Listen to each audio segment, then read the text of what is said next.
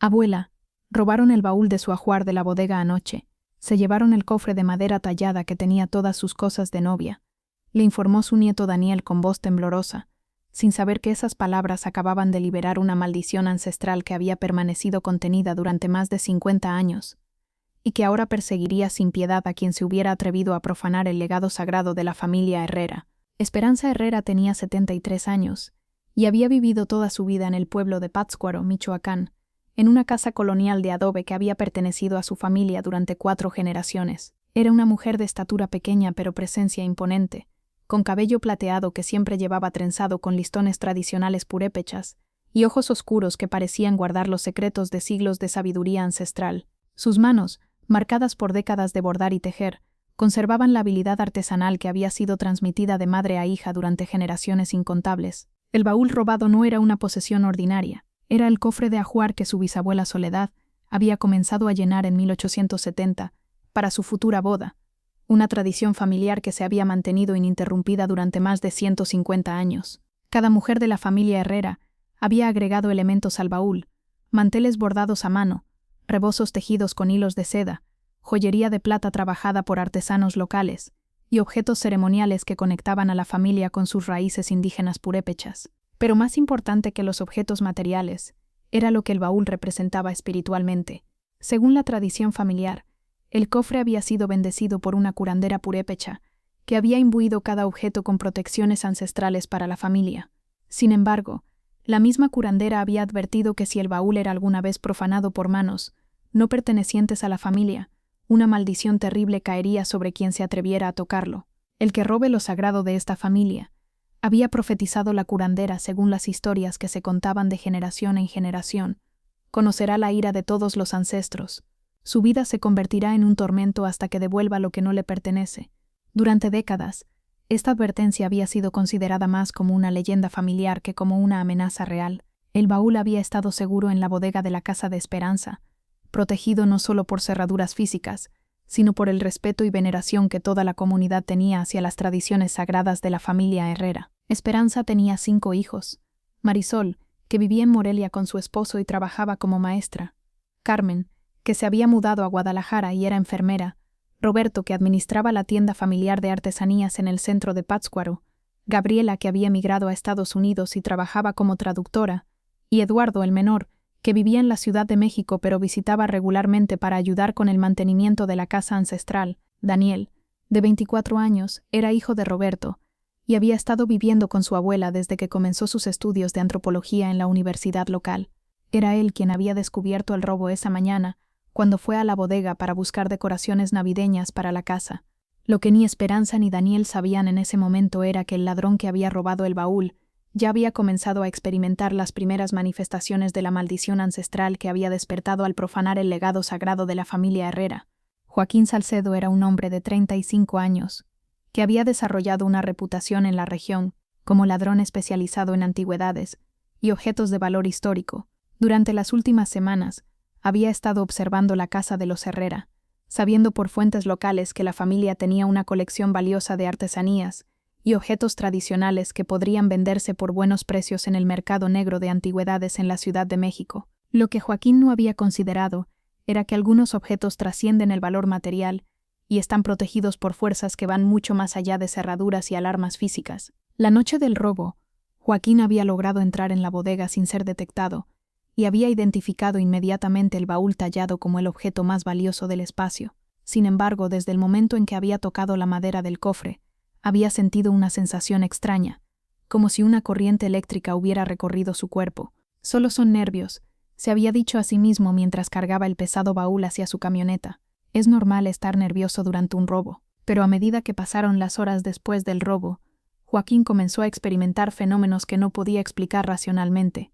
Primero fueron pesadillas intensas, donde veía a mujeres indígenas vestidas de blanco que lo seguían y le susurraban amenazas en purépecha, un idioma que él no entendía pero que le causaba terror instintivo. Luego comenzaron los accidentes. Su camioneta, que había estado funcionando perfectamente, sufrió una falla mecánica inexplicable que requirió reparaciones costosas. Su apartamento fue inundado por una tubería rota que los plomeros no pudieron explicar. Su cuenta bancaria fue vaciada por cargos fraudulentos que aparecieron de la nada. Es una racha de mala suerte, Trató de convencerse Joaquín mientras se enfrentaba a cada nuevo desastre. Estas cosas pasan, pero cuando intentó examinar el contenido del baúl para evaluar qué podría vender, experimentó algo que lo llenó de terror absoluto. Cada vez que tocaba uno de los objetos del ajuar, sentía como si manos invisibles lo agarraran, y voces espectrales le gritaran en idiomas antiguos que no podía entender pero que claramente lo estaban maldiciendo. Mientras tanto, Esperanza había comenzado su propia investigación del robo. Como mujer respetada en la comunidad y conocedora profunda de las tradiciones locales, tenía contactos en toda la región que podrían ayudarla a rastrear el paradero del baúl robado. Daniel le dijo a su nieto la mañana después del descubrimiento: «Necesitamos contactar a Doña Refugio inmediatamente». Doña Refugio era la curandera más respetada de Pátzcuaro, una mujer de 85 años, que era considerada la guardiana de las tradiciones espirituales purépechas más antiguas. Si alguien podía ayudarlos a entender las implicaciones espirituales del robo, era ella. Cuando Esperanza y Daniel visitaron a Doña Refugio esa tarde, la anciana curandera inmediatamente reconoció la gravedad de la situación. «Esperanza, hija», le dijo Doña Refugio con expresión seria, «el que se llevó el baúl de tu familia ha despertado algo que ha estado durmiendo durante generaciones. La maldición de tu bisabuela Soledad no es algo que se pueda ignorar». Les explicó que según las tradiciones ancestrales, cuando objetos sagrados son profanados por personas ajenas a la familia, las protecciones espirituales se convierten en venganza espiritual. El ladrón ya está experimentando las consecuencias, continuó Doña Refugio, pero la maldición no se detendrá hasta que el baúl sea devuelto a su lugar legítimo, o hasta que el ladrón pague un precio muy alto por su sacrilegio. ¿Qué tipo de precio?, preguntó Daniel con preocupación. La maldición puede manifestarse de muchas maneras, respondió la curandera. Accidentes, enfermedades, pérdida de todo lo que la persona valora, incluso la muerte si la profanación es lo suficientemente grave. Esperanza se sintió conflictuada.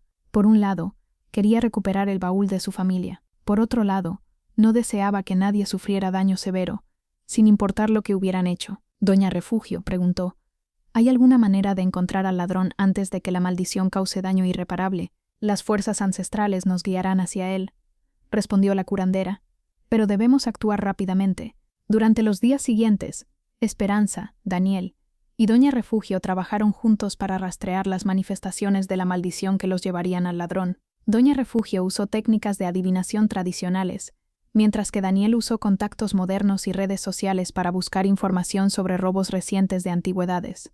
«Abuela», le dijo Daniel después de 3 días de investigación, «creo que encontré algo. Hay informes de un hombre que ha estado teniendo una serie de accidentes y problemas extraños, y que recientemente trató de vender objetos antiguos en el mercado de Morelia. La descripción del hombre y de los objetos que había estado tratando de vender coincidían con el perfil del ladrón y con algunos de los contenidos del baúl. Se llama Joaquín Salcedo», continuó Daniel, «y según las personas con las que he hablado, ha estado actuando de manera muy extraña, como si estuviera siendo perseguido por algo». Doña Refugio asintió con comprensión. «La maldición se está intensificando. Necesitamos encontrarlo antes de que sea demasiado tarde». Esa noche, los 3 iniciaron una búsqueda más específica, usando tanto métodos tradicionales como modernos para localizar a Joaquín. Doña Refugio realizó ceremonias de rastreo espiritual, mientras que Daniel usó tecnología para seguir rastros digitales y contactos locales. Finalmente, localizaron a Joaquín en un motel barato en las afueras de Morelia. Según los informes que recibieron, el hombre había estado comportándose de manera errática, hablando de voces y apariciones, y había estado intentando deshacerse desesperadamente de objetos malditos que había robado recientemente. «Está en un estado de pánico total», le reportó uno de los contactos de Daniel. «Dice que no puede dormir, que ve cosas, y que todo lo que toca se vuelve en su contra». Esperanza tomó una decisión que sorprendió tanto a Daniel como a Doña Refugio. «Vamos a visitarlo», anunció. «Vamos a ofrecerle una oportunidad de redimirse antes de que la maldición lo destruya completamente». «¿Estás segura, abuela?», preguntó Daniel. «Podría ser peligroso». «La maldición es mucho más peligrosa que el ladrón», respondió Esperanza. «Y si hay una manera de resolver esto, sin que alguien resulte gravemente lastimado, tenemos la obligación de intentarlo». Al día siguiente, Esperanza, Daniel y Doña Refugio viajaron al motel donde se estaba escondiendo Joaquín. Lo encontraron en un estado deplorable, demacrado, con ojeras profundas y claramente aterrorizado.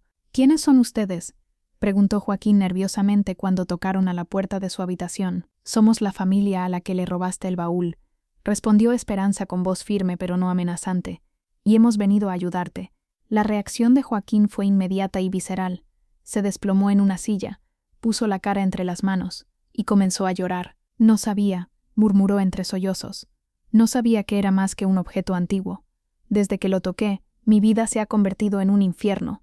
Les contó sobre las pesadillas constantes, los accidentes inexplicables, las voces que escuchaba en idiomas que no entendía, y la sensación constante de ser perseguido por presencias invisibles. He perdido mi trabajo, mi apartamento, mi salud, continuó. Todo lo que toco se convierte en desastre. No sé qué hacer. Doña Refugio se acercó a él y lo examinó con ojos que parecían ver más allá de lo físico. La maldición está muy avanzada, murmuró. Pero todavía hay tiempo para la redención si él está genuinamente arrepentido y dispuesto a hacer lo necesario para enmendar su error. ¿Qué tengo que hacer?, preguntó Joaquín desesperadamente. Haré lo que sea para que esto pare. Esperanza le explicó que la única manera de romper la maldición era devolver el baúl a su lugar legítimo y participar en una ceremonia de purificación que reconociera la gravedad de su transgresión y su compromiso genuino de cambiar. Pero también tienes que entender, agregó, que esto no es solo sobre devolver objetos robados, es sobre respetar lo sagrado, sobre reconocer que hay cosas en este mundo que trascienden el valor material. Joaquín los llevó inmediatamente al lugar donde había escondido el baúl. Había estado guardándolo en una bodega abandonada, porque cada vez que lo tenía cerca de donde vivía, los fenómenos paranormales se intensificaban. No he podido dormir en la misma habitación que esa cosa, les confesó. Es como si estuviera viva y enojada. Cuando Esperanza vio el baúl, inmediatamente se dio cuenta de que había sido manipulado torpemente. La cerradura ancestral había sido forzada, algunos de los objetos habían sido removidos y mal colocados, y toda la atmósfera espiritual del cofre había sido perturbada. Daniel, le dijo a su nieto, necesitamos llevar esto inmediatamente con Doña Refugio para que pueda comenzar el proceso de purificación. Durante las siguientes 3 semanas, Doña Refugio dirigió una serie de ceremonias complejas, diseñadas tanto para restaurar las protecciones sagradas del baúl, como para liberar a Joaquín de la maldición que lo había estado consumiendo. La redemption requires more than just returning stolen objects, explained Doña Refugio. Requiere genuine repentance, understanding of the sacred nature that was violated, and commitment to a different path. Joaquín participó en todos los rituales con dedicación total. Había experimentado firsthand el poder de forces beyond the material world, y ahora entendía que había transgredido algo mucho más profundo que simple property rights. Nunca entendí que las tradiciones familiares eran sagradas, le confesó a Esperanza durante una de las ceremonias. Pensé que eran solo objetos antiguos que podían comprarse y venderse.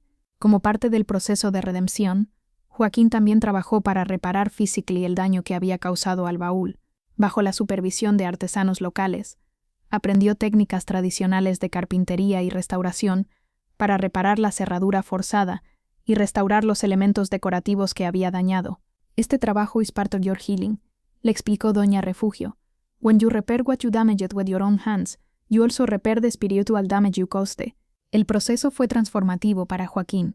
Gradually, aceler tu respectan encamillando las tradiciones que había profaned. Desune manifestaños o de curso began to diminish. Las pesadillas mondulas frecuente. Los accidentes stopped occurring. Y slowly seis begantas te validas. Y to lose everything to understand what truly matters. Joaquín reflexionó durante una conversación with Esperanza near the end of the purification process. Material wealth means nothing if you don't have respect for what is sacred to others. 6 meses después del robo inicial, el baúl fue formal restored a su lugar en la casa de los Herrera.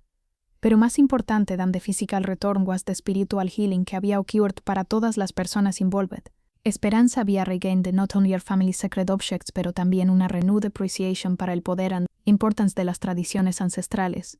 Daniel había learned valuable lessons about respecting cultural heritage y protecting family legacies, y Joaquín había undergone a complete transformation que changed his understanding of value, respect y community. This experience taught me que algunas cosas are more valuable than money, Joaquín explained during a community gathering donde publicly apologized para sus actions. Family traditions, cultural heritage, spiritual beliefs, these things connect us to something larger than ourselves. Como parte de his redemption, Joaquín decidió dedicar his life to protecting y preserving cultural heritages that he had exploited. He began working with local artisans y cultural organizations to help identify and recover stolen cultural artifacts for indigenous communities throughout the region. If I could use my knowledge of the black market para her communities, he reflected, I can also use it to help restore what rightfully belongs to them. La historia de la maldición del baúl se convirtió en una leyenda moderna en Pátzcuaro, pero also served como an important lesson about respecting cultural traditions y the consequences of treating sacred objects como mere commodities. Our ancestors left us these objects, not porque they were value material. Esperanza would tell visitors quien came to learn about familia traditions, sino porque they contain the spiritual essence de generations of women who were to build to protect our familia.